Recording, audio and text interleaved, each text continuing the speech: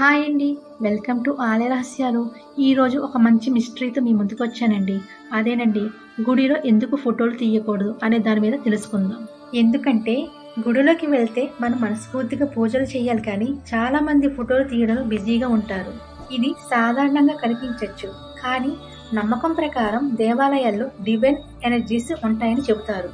అది ఫోటో తీసినప్పుడు డిస్టర్బ్ అవుతాయని, ఆ డివైన్ ఫ్రీక్వెన్సీ మన కెమెరాలో బంధించబడదని పురాణ విశ్వాసం. అందుకే అనేక దేవాలయాల్లో ఫోటోలు తీయకండి అని స్పష్టంగా రాసి ఉంటుంది. శాంతంగా ఆ దేవతను చూడండి, నిశ్శబ్దంగా ఆ అనుభూతిని ఆస్వాదించండి. ఫోటో కాదు, భక్తి మనసే నిజమైన గుర్తుగా నిలుస్తుంది. గుడిలో దేవుణ్ణి కెమెరాలో పట్టుకోవాలన్నది కాదు, మనసులో భక్తితో చూస్తే వచ్చిన దృష్టి అసలైన దర్శనం. ఓకే అండి, ఈరోజు గుడిలో ఎందుకు ఫోటోలు తీయకూడదు అనే దాని మీద తెలుసుకున్నాం కదా.